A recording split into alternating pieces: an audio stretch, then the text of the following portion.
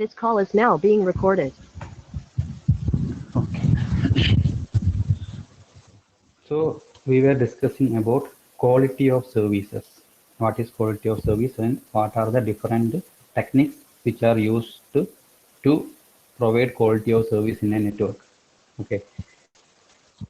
We have already discussed 5 different techniques that provide quality of service, and we need to discuss 4 more. Then നമ്മൾ discuss ചെയ്തിട്ടുള്ള first of all quality of service ഏത് type ഡാറ്റയ്ക്കാണ് use ചെയ്യുക. It's mainly focusing on multimedia data. Okay. Then what are the characteristics or what are the criteria that determine the quality of service? ഒരു quality of സർവീസിനെ determine ചെയ്യുന്ന criterias എന്തൊക്കെയാണ്? 4 criterias ഉണ്ടായിരുന്നു. ആർക്കെങ്കിലും പറയാമോ? What are the different criterias that determine the quality of service in A network? ഒരു നെറ്റ്വർക്കിലുള്ള quality of service determine ചെയ്യുന്ന different criterias എന്തൊക്കെയാണ്? അവർ different factors എന്തൊക്കെയാണ്?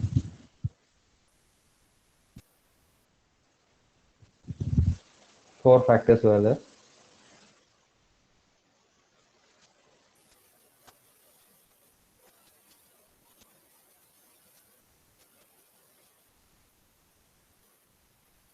Anyone?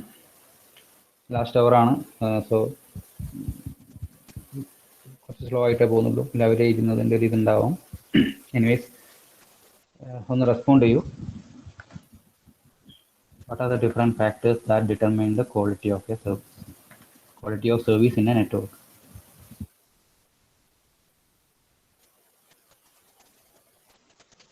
There are 4 factors. What are they?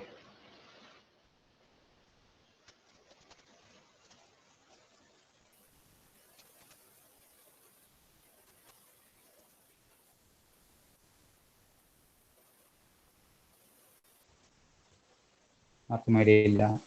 Okay, so that includes reliability, delay, jitter and bandwidth. Reliability, delay, jitter and bandwidth. And there are different quality of service providing techniques are there, and that include over provisioning, buffering, traffic shaping, leaky bucket algorithm, token bucket algorithm, resource reservation, admission control, packet scheduling and proportional routing. These are the different techniques which are used in network to provide quality of service. Okay. So what is over provisioning, or what is the problem of over provisioning? At least over provisioning അതിന്റെ പേരിൽ തന്നെയുണ്ട്. You can easily write the answer. Over provisioning വേണ്ട കാര്യങ്ങൾ റിസോഴ്സസിന് ഓവറായിട്ട് അല്ലെങ്കിൽ വേണ്ടുന്നതിലും കുറച്ചധികമായിട്ട് പ്രൊവൈഡ് ചെയ്യുക, like router capacity, buffer space and bandwidth. But what will be the problem in implementing this technique? ഈ ടെക്നിക് ഇംപ്ലിമെന്റ് ചെയ്യുമ്പോഴുള്ള മെയിൻ പ്രോബ്ലം എന്താണ്?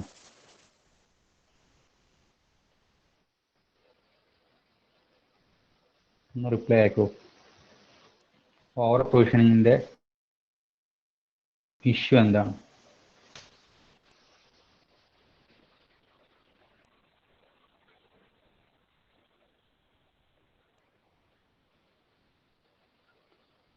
Over provisioning, what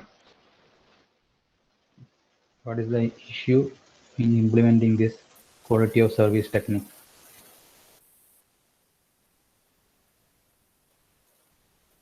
നിങ്ങൾക്ക് വോയിസിലൊന്നും ഇഷ്യൂസ് ഇല്ലാന്ന് വിചാരിക്കുന്നു. ഒന്ന് റെസ്പോണ്ട് ചെയ്യൂ. Over provisioning quality of service technique implement ചെയ്യുമ്പോഴുള്ള issue എന്താണ്? Yes, okay. അതിന് കോസ്റ്റ് തന്നെയാണ് ഇതിന്റെ പ്രോബ്ലം എന്ന് പറയുന്നത്, ഓർ എക്സ്പെൻസീവ് ആണ്. ഇതൊക്കെ ഇൻ കേസ് എക്സാമിന് ചോദിക്കുകയാണെങ്കിൽ നിങ്ങളുടെ പേപ്പറിൽ കാണേണ്ട പോയിന്റ്സ് ആണ് ഇതൊക്കെ. എന്താണ് ഓവർ പ്രൊവിഷനിങ് എന്ന് പറഞ്ഞാൽ മാത്രം പോരാ, അതിന്റെ ഇഷ്യൂ കോസ്റ്റ് ആണെന്നുള്ളത് കൂടി അതിൽ ഉണ്ടായിരിക്കണം. സോ അതൊരു കീ പോയിന്റ് ആണ്. അതുകൊണ്ടാണ് ഇതിങ്ങനെ ചോദിക്കാൻ കാരണം. Then second technique was buffering. Buffering is a client side or the receiver side technique. Here it does not affect the reliability, bandwidth or delay. It mainly changes or affect the jitter. That is difference in delay. Main item delay or ഡിലേയും ബാധിക്കുന്നുണ്ട്, അല്ലെങ്കിൽ ഡിലേനെ effect ചെയ്യുന്നുണ്ട്. മെയിനായിട്ടും difference in ഡിലേനെയാണ് buffering എന്നുള്ള technique handle ചെയ്യുന്നത്. So there will be a buffer in the receiver side and the packets are stored in this buffer and from this buffer ഒരു constant ഫ്ലോയിലായിരിക്കും റിസീവർക്ക് ഡാറ്റ അയച്ചു കൊടുക്കുന്നുണ്ടാവുക. That technique is called buffering. But the buffering kind technique cannot be applied in video conferencing like application. For these kind of applications, we introduce the next technique, traffic shaping. That is, from the sender side itself, traffic will be shaped. A smooth traffic will be formed and that will send from sender to the receiver side. Okay. So this is the concept of traffic shaping. Video conferencing പോലെയുള്ള ആപ്ലിക്കേഷൻ്റെ buffering concept നടക്കില്ല. So sender സൈഡിൽ നിന്ന് തന്നെ smooth ആയിട്ടുള്ള ഒരു traffic flow ഉണ്ടാക്കിയിട്ട് അതായിരിക്കും നെറ്റ്വർക്കിലൂടെ flow ചെയ്യുന്നുണ്ടാവുക.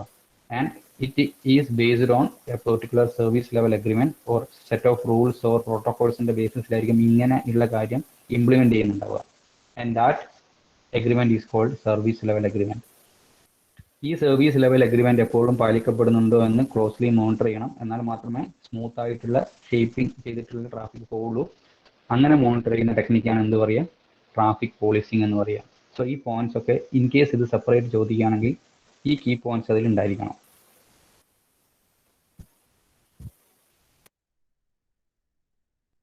Then we discussed leaky bucket algorithm. Okay, leaky bucket algorithm is the same concept of a leaky bucket, with a bucket with a hole in the bottom. Here the bucket means it's a buffer or a finite queue. It's a memory actually. Okay, so here നെറ്റ്വർക്കിലോട്ട് enter ചെയ്യുന്നതിന് മുന്നേ ഈ ഒരു memory space കൊണ്ടിടും. അവിടുന്ന് ഒരു constant ഫ്ലോയിലായിരിക്കും താഴോട്ടേക്കുള്ള നെറ്റ്വർക്കിലോട്ടേക്ക് ഇതിനെ കടത്തി വിടുന്നുണ്ടാവുക. Okay, so this is the concept of leaky bucket algorithm. എത്ര ഫ്ലോയിൽ എത്ര കമ്പ്യൂട്ടേഴ്സ് ഡാറ്റ അയച്ചാലും ഈ ബഫറിൽ നിന്ന് ഒരു കോൺസ്റ്റന്റ് ഫ്ലോയിലായിരിക്കും പുറത്തോ പോകുന്നുണ്ടാവുക. But leaky bucket is having some issue or we need some advance in leaky bucket algorithm. എന്തൊക്കെയാണ് ഇഷ്യൂ എന്ന് പറയുന്നത്?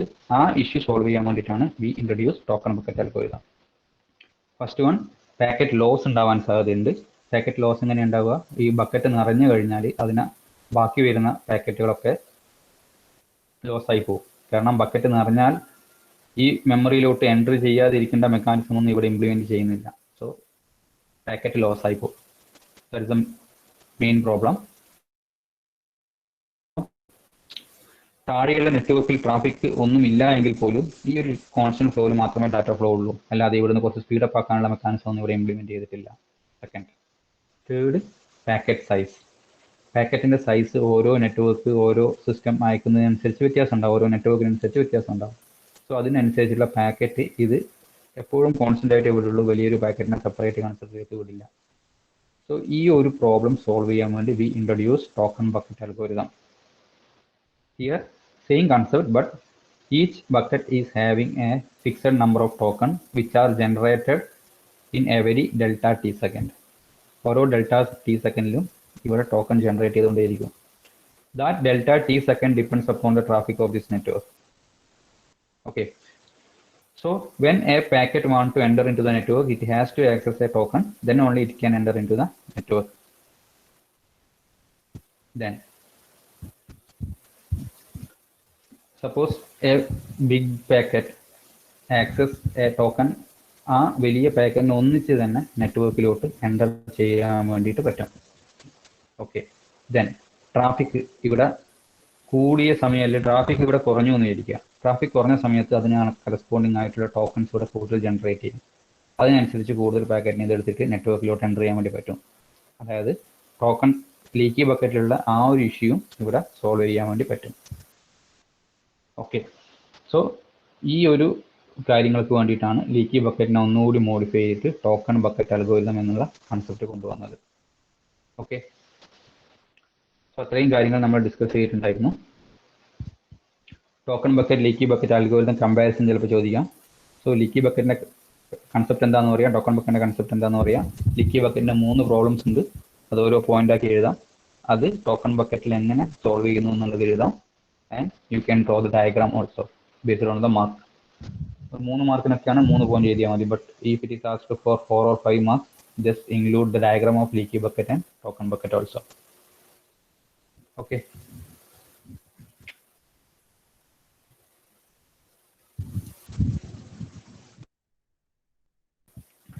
ഓക്കെ, സോ ഇത്രയും കൺസെപ്റ്റുകൾ മനസ്സിലായി വിചാരിക്കുന്നു. 5 എണ്ണം. ഇനി ഒരു 5 എണ്ണം കൂടിയുണ്ട്. അതും സിമ്പിൾ തന്നെയാണ്, പെട്ടെന്ന് മനസ്സിലാക്കാൻ പറ്റും. ആകെയുള്ള മുന്നേ പറഞ്ഞതുപോലെ തന്നെ പേരുകൾ ഒന്ന് ഓർമ്മിച്ച് വെക്കുക. പേരുകൾ തമ്മിൽ പരസ്പരം അങ്ങോട്ടും ഇങ്ങോട്ടും മാറിപ്പോകാതിരിക്കുക.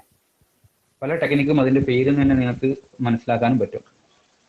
Okay, so the next one is resource reservation. Resource reservation ഇതും പേരിൽ തന്നെ ഉണ്ട്. സോ എന്തായിരിക്കും resource reservation concept? Quality of service provide ചെയ്യാൻ വേണ്ടിയിട്ടുള്ള ഒരു ടെക്നിക്കാണ് റിസോഴ്സ് റിസർവേഷൻ. അത് പേരിൽ തന്നെ ഉണ്ട്. സോ എന്തായിരിക്കും ആ റിസോഴ്സ് റിസർവേഷൻ കൺസെപ്റ്റ്? ആ പേര് കണ്ടാൽ തന്നെ നിങ്ങൾക്ക് അതിന്റെ ടെക്നിക്ക് എഴുതാൻ വേണ്ടി പറ്റും. Resource reservation.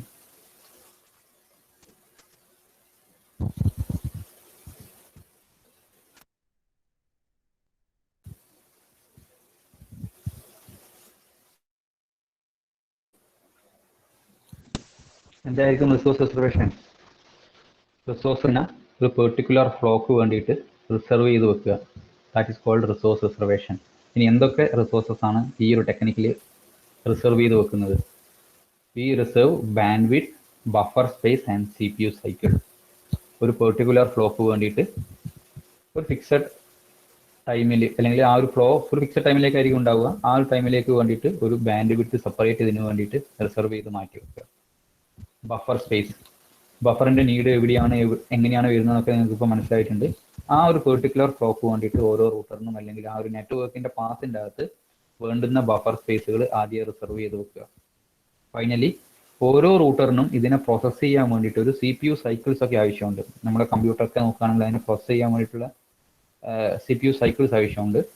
സോ ഇത് പാസ് ചെയ്യുന്ന സമയത്തുള്ള ഇന്റർമീഡിയറ്റ് റൂട്ടേഴ്സിലുള്ള CPU സൈക്കിൾസും ഓൾറെഡി റിസർവ് ചെയ്ത് വെക്കുക ഈ ഒരു പെർട്ടിക്കുലർ ഫ്ലോക്ക് വേണ്ടിയിട്ട്.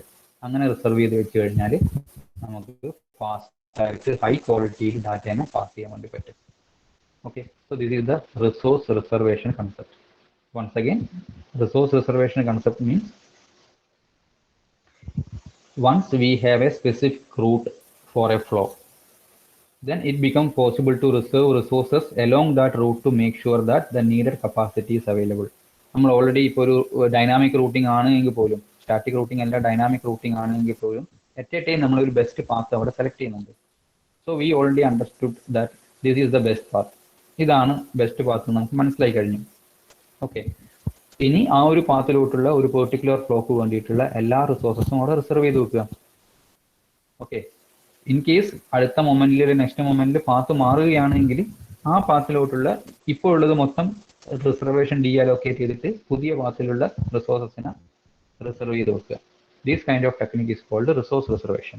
ഓക്കെ, നമുക്കൊരു ഫ്ലോ പോകുന്ന പെർട്ടിക്കുലർ പാത്തിനെ പറ്റിയിട്ടുള്ള ഇൻഫർമേഷൻ ഓൾറെഡി അറിയാമെങ്കിൽ ആ പാത്തിലുള്ള എല്ലാ റിസോഴ്സിനെയും, അല്ലെങ്കിൽ അറ്റ്ലീസ്റ്റ് ഈ ഫ്ലോക്ക് വേണ്ടിയിട്ടുള്ള റിസോഴ്സസിനെ സെപ്പറേറ്റ് അവിടെ റിസർവ് ചെയ്ത് മാറ്റി വെക്കുക.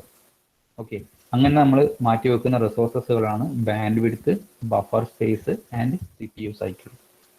ബാൻഡ്വിഡ്ത്ത് വേണ്ടുന്ന അത്രയും മാറ്റി വെക്കുക. ബഫർ സ്പേസ്, ഇന്റർമീഡിയറ്റ് റൂട്ടേഴ്സ് അതും മാറ്റി വെക്കുക. Okay, so this concept is called resource reservation. അതും സിമ്പിൾ കൺസെപ്റ്റ് ആണ്. ഇവിടെ നിങ്ങൾ ആലോചിക്കുന്ന കീ പോയിന്റ് എന്താണ് റിസോഴ്സ് റിസർവേഷൻ എന്ന് പറയാം. അത് പേരിൽ തന്നെ നിങ്ങൾക്ക് അത് എക്സ്പ്ലെയിൻ ചെയ്യാൻ പറ്റും. ദെൻ ഈ 3 പോയിന്റ് ആലോചിക്കുക: bandwidth, buffer space and CPU cycle. These are the 3 things that we reserve for a particular flow. Okay, അതായിരിക്കും ഇഷ്യൂസ് ഇല്ല എന്ന് വിചാരിക്കുന്നു. Next is proportional routing. Okay, next is proportional routing.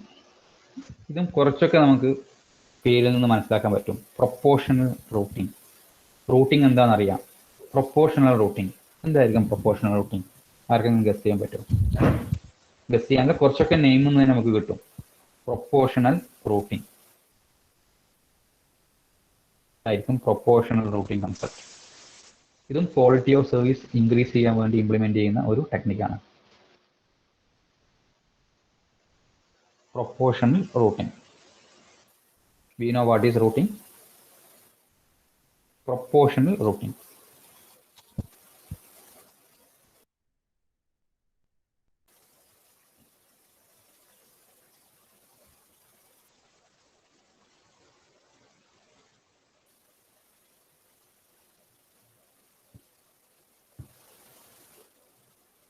Any idea? Proportional routing.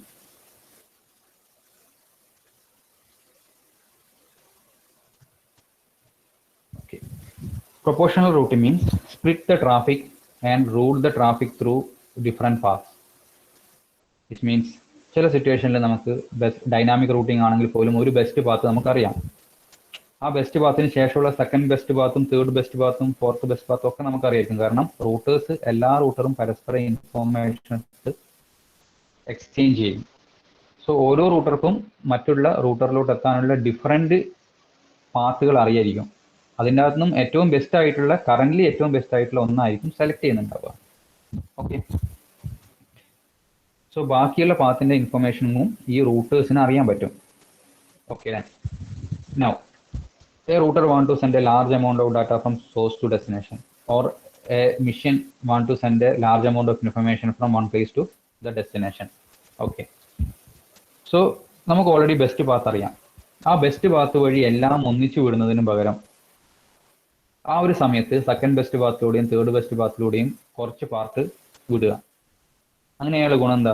എല്ലാം ഒരു പാത്തിലൂടെ പോകുമ്പോൾ ചിലപ്പോൾ slow ആവാനുള്ള സാധ്യതയുണ്ട്. അതിന് പകരം ഓരോന്നും ഡിഫറെൻറ്റ് പാത്തിലൂടെ വിട്ട് കഴിഞ്ഞാൽ ഓൾമോസ്റ്റ് സെയിം ടൈമിൽ അത് ഡെസ്റ്റിനേഷനിലെത്തും. അവിടുന്ന് ചെറിയൊരു റീഅറേഞ്ച്മെന്റ് ഓപ്പറേഷൻ പെർഫോം ചെയ്താൽ മാത്രം മതി. So that kind of technique is called proportional routing. That means split the traffic and send that through multiple path to reach the destination. That is called proportional routing. That means divide the traffic equally in proportion to the capacity of the outgoing line and send through different paths to reach the destination. And ചില കേസിലൊക്കെ of course അത് ഡെസ്റ്റിനേഷനിൽ എത്തുമ്പോൾ correct order തന്നെ ഉണ്ടാവണമെന്നില്ല. So there should be some mechanism to make that in proper order. Okay. So that technique is called routing. So proportional routing കേൾക്കുമ്പോൾ തന്നെ മനസ്സിലാക്കേണ്ടത് split the traffic. ട്രാഫിക്കിനെ split ചെയ്യുക എന്നുള്ള കൺസെപ്റ്റ് മാത്രം ആലോചിച്ചാൽ മതി, ബാക്കി നിങ്ങൾക്ക് എഴുതാൻ പറ്റും. ഓക്കെ. അപ്പോൾ നെയിം പ്രൊപ്പോർഷണൽ റൂട്ടിംഗ് എന്നുള്ള നെയിം ആലോചിക്കുക, ട്രാഫിക് സ്പ്ലിറ്റ് ചെയ്യുന്നതാണ് ആലോചിക്കുക. ഈ രണ്ട് കാര്യങ്ങൾ ആലോചിച്ചാൽ തന്നെ നിങ്ങൾക്ക് ഇത് സുഖമായിട്ട് എഴുതാൻ പറ്റും. കാരണം മോസ്റ്റ് ഓഫ് ദ കേസിൽ ഡയറക്റ്റ് ആയിട്ട് പ്രൊപ്പോർഷണൽ റൂട്ടിംഗ് എന്ന് ചോദിക്കണമെന്നില്ല. List any 5 quality of service providing technique എന്നൊക്കെയാണ് ചോദിക്കുക. സോ നിങ്ങൾക്ക് പ്രൊപ്പോർഷണൽ റൂട്ടിംഗ് എന്നുള്ള പേരൊന്ന് ആലോചിക്കണം. അതിൻ്റെ കൺസെപ്റ്റ് ട്രാഫിക് സ്പ്ലിറ്റ് ചെയ്യുക എന്നുള്ളതും ഒന്ന് ആലോചിക്കുക.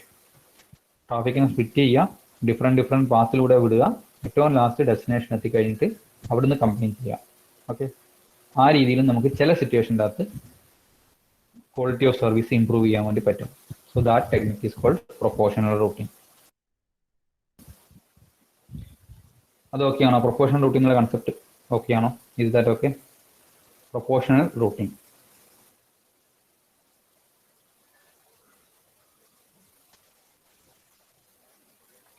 റെസ്പോണ്ട് ചെയ്ത proportional routing. Is that concept okay?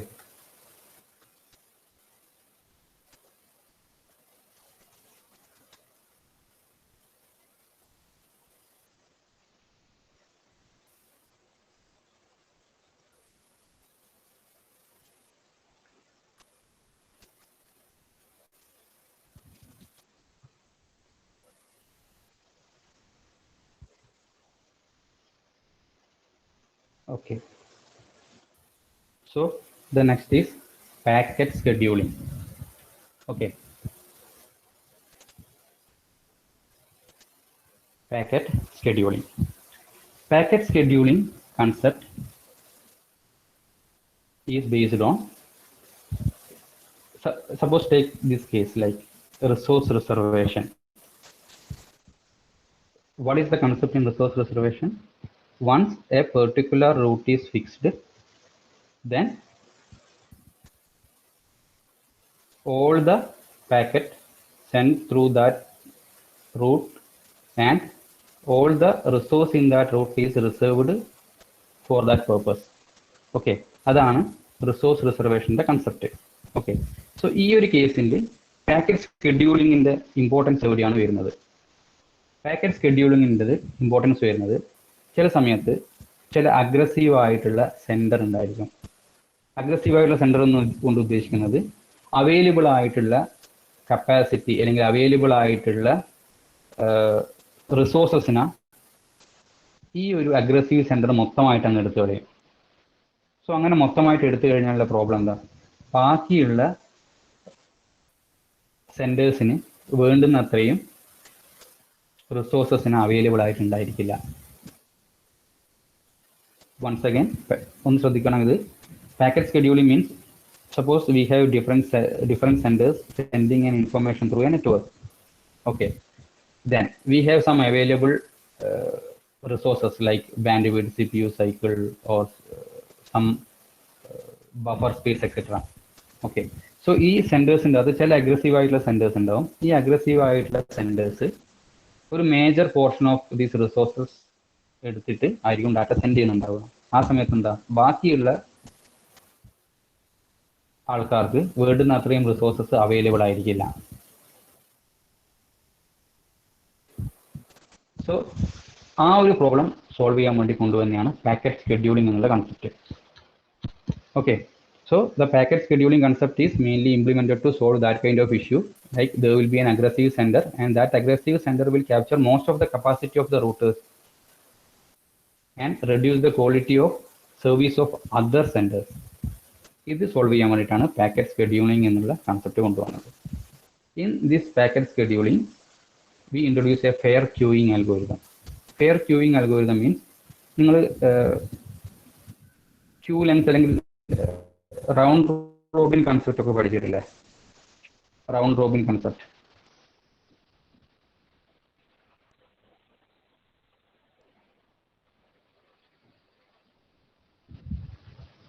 Round robin concept പഠിച്ചിട്ടുണ്ടോ നിങ്ങൾ? Round robin, yes. Okay, so ആ ഒരു കൺസെപ്റ്റ് ഒന്ന് ഇവിടെ ആലോചിക്കുക. റൗണ്ട് റോബിൻ കൺസെപ്റ്റിൻ്റെ എന്താ ചെയ്യുന്നത്, അതേപോലെ ഇവിടെ ഓരോ സെൻറ്ററിനും ഓരോ ക്യൂ സെപ്പറേറ്റ് അലോട്ട് ചെയ്ത് വെച്ചിട്ടുണ്ടാവും. ഈ sender will be having a separate queue. Okay, ഓരോ സെൻറ്ററിനും ഓരോ ക്യൂ സെപ്പറേറ്റ് ആയിട്ട് അലോട്ട് ചെയ്ത് വെച്ചിട്ടുണ്ടാവും. ആൻഡ് ഓരോ സെൻറ്ററും അവരുടെ ഇൻഫർമേഷൻ ഈ ക്യൂലോട്ടായിരിക്കും സെൻഡ് ചെയ്യുന്നുണ്ടാവുക.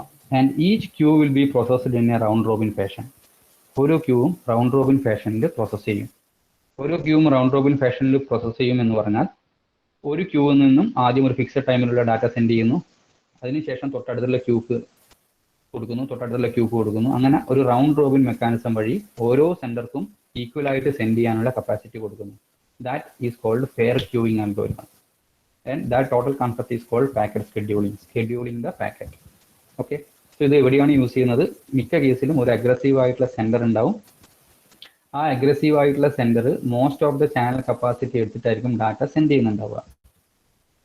ഓക്കെ, സോ അങ്ങനത്തെ കേസിൽ എന്താ സംഭവിക്കുന്നത്, ചില റൂട്ടേഴ്സ് അവർക്ക് വേണ്ട മീൻസ് ചില സെൻറ്റേഴ്സിന് ക്വാളിറ്റി ഓഫ് സർവീസ് പ്രൊവൈഡ് ചെയ്ത് ഡാറ്റ അയക്കാൻ വേണ്ടി പറ്റണമെന്നില്ല. അത് സോൾവ് ചെയ്യാൻ വേണ്ടിയിട്ട് we introduce fair queue algorithm. Okay, in this fair queue algorithm each router will be having or each sender will be having a separate queue and the sender will send the data to this queue and this queue will be processed in a round robin manner. Okay, so each sender will be getting a chance to send its data through the network. ഇതാണ് packet scheduling എന്ന് പറയുന്നത്. ഈ packet സ്കെഡ്യൂളിംഗിനകത്തും ചില updations ഉണ്ട്. What are the updation? One updation, large packets.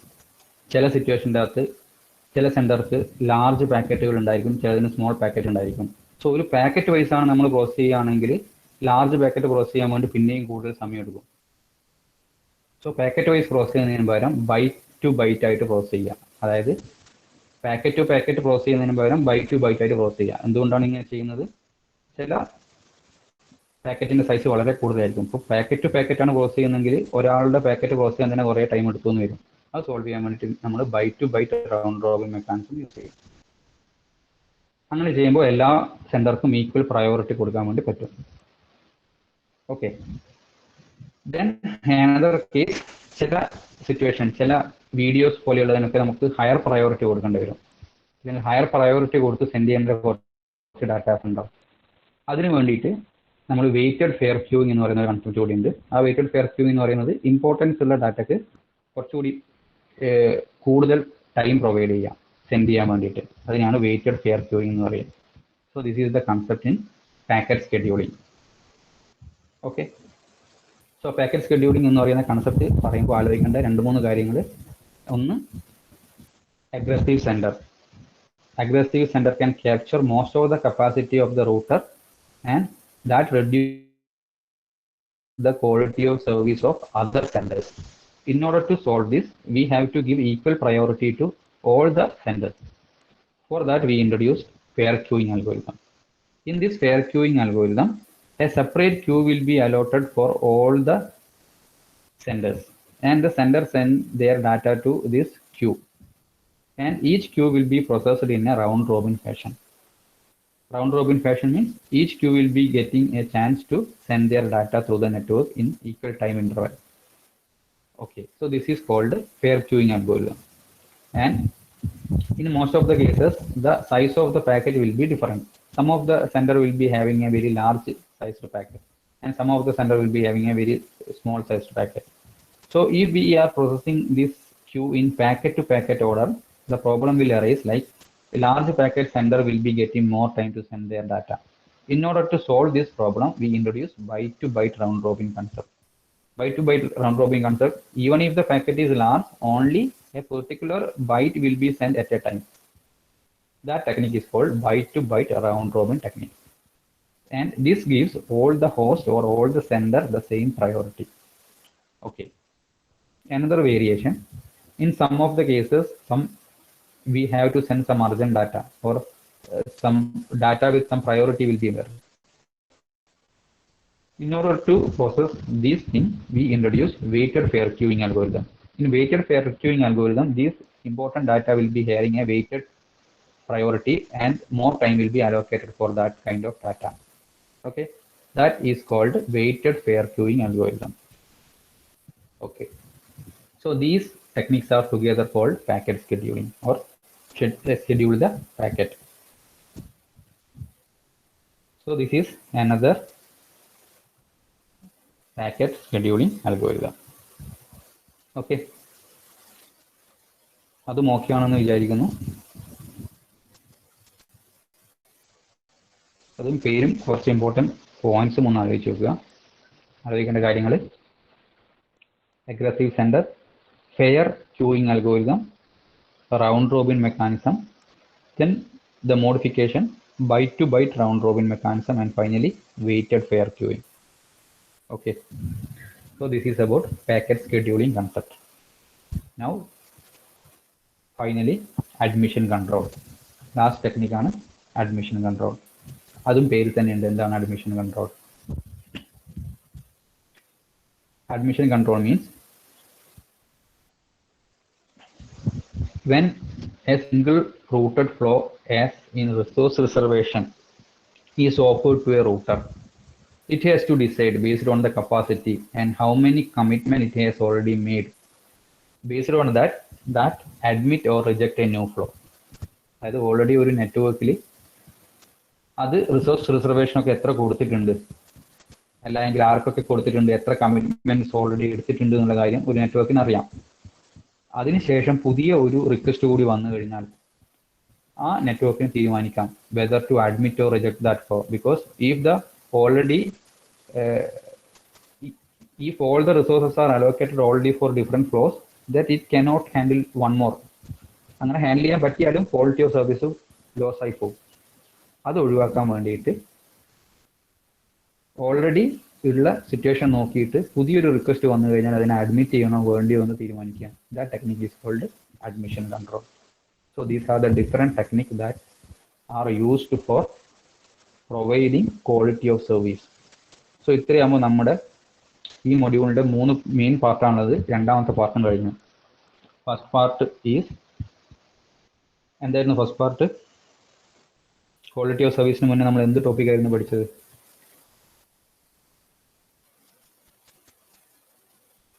There were different mechanisms to provide what, or to solve what. ഈ മൊഡ്യൂളിന്റെ first part എന്തായിരുന്നു?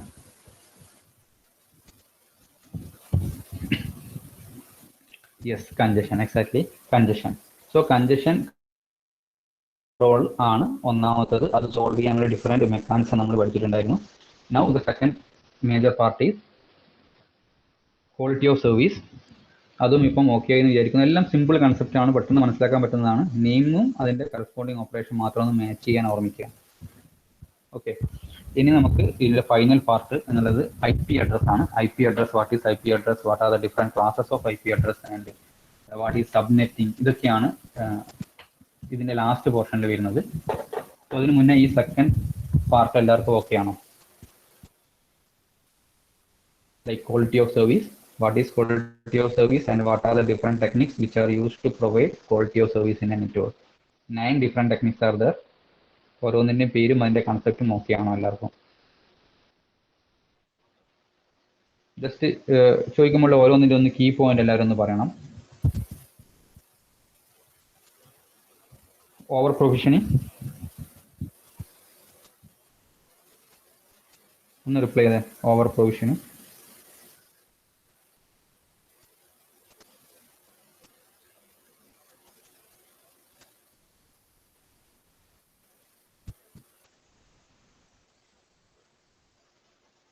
over provisioning means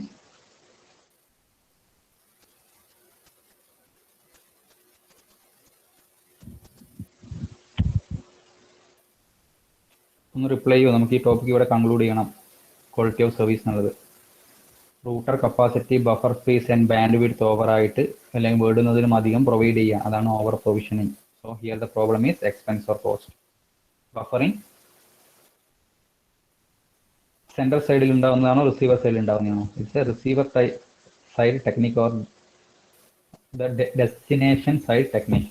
okay, buffer is a memory, അതിൽ store ചെയ്യുന്നു, ആ store ചെയ്തെടുക്കുന്ന ഒരു constant ഫ്ലോയിൽ റിസീവർക്ക് കൊടുക്കുന്നു. Traffic shaping, it's mainly used for video conferencing type application where the buffering technique doesn't work. Okay, so അവിടെ ഒരു കോൺസ്റ്റന്റ് ഫ്ലോയിലായിരിക്കും ഡാറ്റ സെൻഡ് ചെയ്യുന്നുണ്ടാവുക. ആ കോൺസ്റ്റന്റ് ഫ്ലോയിൽ ഡാറ്റ സെൻഡ് ചെയ്യാൻ വേണ്ടി ഉണ്ടാക്കുന്ന റൂൾസിന് എന്താണ് പറയുക? What is the name? ഒന്ന് റിപ്ലൈ ചെയ്തേ.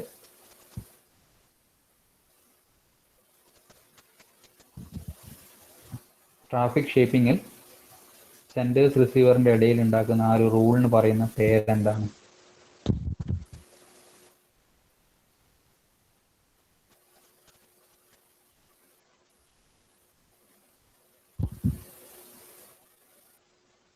ഒന്ന് റിപ്ലൈ ചെയ്യും, എന്തായാലും ഒന്ന് റിപ്ലൈ ചെയ്യും.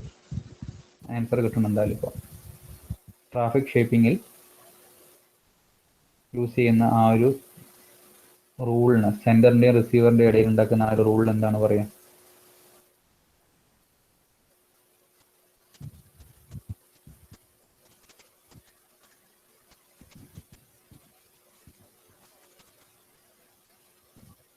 Yes, okay okay, service level agreement. Okay, exactly. So ഈ ഒരു സർവീസ് ലെവൽ എഗ്രിമെന്റ് എപ്പോഴും പാലിക്കപ്പെടുന്നുണ്ടോ എന്ന് ചെക്ക് ചെയ്യണം. അതിന് വേണ്ടിയിട്ടുള്ളതാണ് ട്രാഫിക് പോളിസിംഗ് എന്ന് പറയാം. Then leaky bucket algorithm.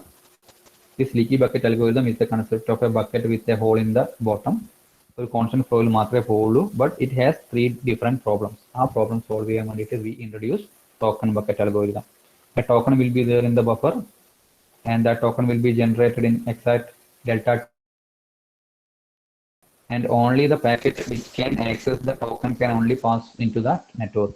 Okay, that is called token bucket algorithm, and that token bucket algorithm can solve all the problem of leaky bucket algorithm. Then final resource reservation. Reserve the reservation for a flow if we know that the best path of that flow, then we can reserve all the resources in that path to that flow only. That concept is called resource reservation. Buffer space, CPU cycle and bandwidth. Next is admission control. What is admission control? Admission control means ഒരു പാത്തിൽ അല്ലെങ്കിൽ ഒരു network already അതിന്റെ റിസോഴ്സസിന്റെ എണ്ണമൊക്കെ അറിയാം. അത് already എത്ര commitment ഉണ്ടാക്കിയിട്ടുണ്ട്, ആ കമ്മിറ്റ്മെന്റിന്റെ ബേസിസിൽ പുതിയൊരു റിക്വസ്റ്റ് വന്നാൽ that has to decide whether to accept that request or not, or അതിനെ കുറച്ച് സമയം കൂടി വെയിറ്റ് ചെയ്യിപ്പിക്കണം എന്ന് തീരുമാനിക്കാം. That is called admission control. Packet scheduling. Packet scheduling എന്ന് പറയുന്നത് ഒരു അഗ്രസീവ് സെൻഡർ വരുന്ന കേസിലാണ് ഈ പാക്കറ്റ് ഷെഡ്യൂളിംഗ് വരുന്നത്. ഒരു aggressive sender most of the capacity എടുത്തു കഴിഞ്ഞാൽ ബാക്കിയുള്ളവർക്ക് ചെയ്യാൻ വേണ്ടി പറ്റില്ല. അതിന് വേണ്ടി ഇൻട്രൊഡ്യൂസ് ചെയ്തിരുന്ന packet scheduling. And finally, proportional routing. Split the traffic. Traffic split ചെയ്യുക എന്നിട്ട് ഓരോന്നും ഓരോ പാത്ത് വഴി അയക്കുക. This is called proportional routing. And these are the different techniques used for quality of service. ഇതോടുകൂടി നമ്മൾ രണ്ടാമത്തെ മെയിൻ പാർട്ടും കഴിഞ്ഞു. ഇനി ഒരു ചെറിയ പാർട്ട് മാത്രമേ ഉള്ളൂ, IP classes and subnetting. Then മറ്റൊന്ന് പറഞ്ഞോളൂ. Abhinav Adarsh.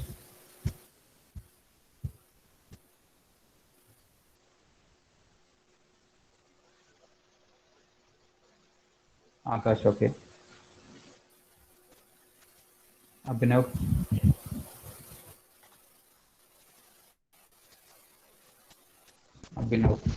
absent. Sir, Ajmal Atil. net. Hello, sir. Ajmal Atil. Hello, sir. Anaga Anjali Amitra. Atin Atul Devika. Dilna Masna Jasna. Present, sir. Okay, ma'am. Jasna. Present, sir. Karthik Kirtana Sinan Itas. Nafa Neha Nidin. Pranavsi Raisa.